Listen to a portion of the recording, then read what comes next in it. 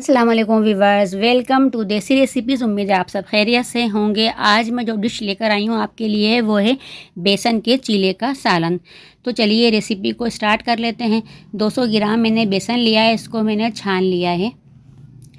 और 1 टीस्पून मैंने पिसी हुई मिर्ची और हाफ़ टी स्पून मैंने इसमें हल्दी पाउडर ऐड किया है।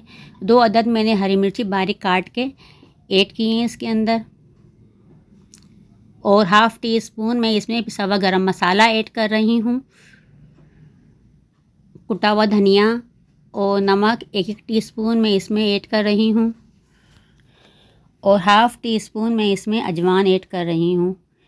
बेसन में अजवाइन डलती है जो कि हाजमे के लिए बहुत अच्छी रहती है ये। और 1 टीस्पून मैंने इसमें कसूरी मेथी ऐड की है। और फिर इसको अच्छे से मिक्स कर लूँगी ताकि मसाले सारे बेसन के अंदर अच्छे से मिल जाएं।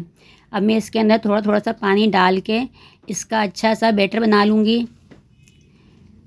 ज़्यादा गाढ़ा बैटर नहीं बनाना है, थोड़ा सा इसको लिक्विड ही रखना है ताकि हमारे बेसन के चीले अच्छी तरह से बन जाएं। खूब अच्छी तरह से फेंटना है बेसन को एक सिमट के अंदर खूब अच्छी तरह से।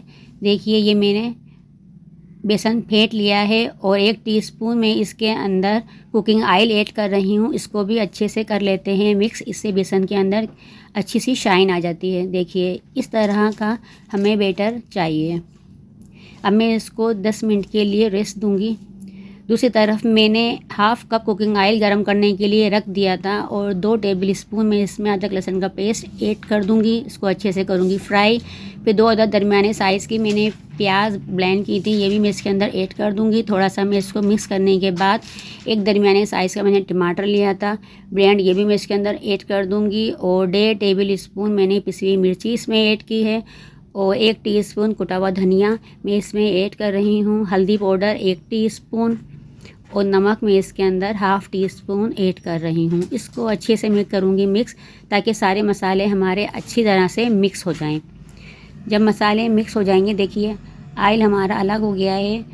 अब मैं इसके अंदर 1 गिलास पानी ऐड कर दूँगी और अच्छे से इसको मिक्स कर दूँगी और इसको भुनने तक पकाऊंगी ताकि मसालों की जो स्मेल होती है वो ख़त्म हो जाए। ढकना लगा के रख देते हैं।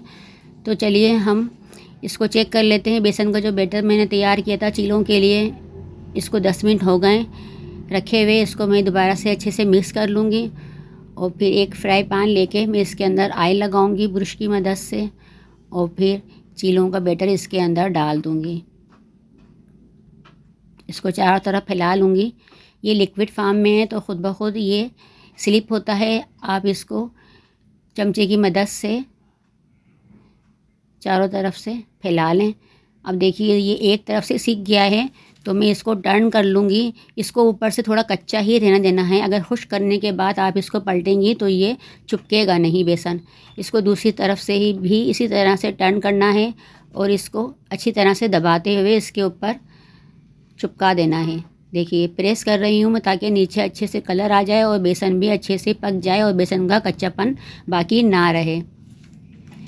इसी तरह से मैं सारे चीले तैयार कर लूँगी। एक तरफ से सिक गया है तो मैं दूसरी तरफ से भी इसको पलट के सेक लूँगी। अच्छी तरह से मैं इसको प्रेस कर रही हूँ और इसको दरमियानी आंच पे सेकना है, तेज़ आंच पे नहीं सेकना है। इसी तरह से मैंने सारे चीले तैयार कर लिए हैं। देखिए कितना गोल्डन कलर आया है इसका। ये हमारे चीले तैयार हैं। देखिए दूसरी तरफ से भी ये सिक चुके हैं। आप चाहें तो इसको खा के भी चेक कर सकती हैं, ये बहुत ही मज़ेदार होते हैं। तो चलिए मसाला भी हम चेक कर लेते हैं।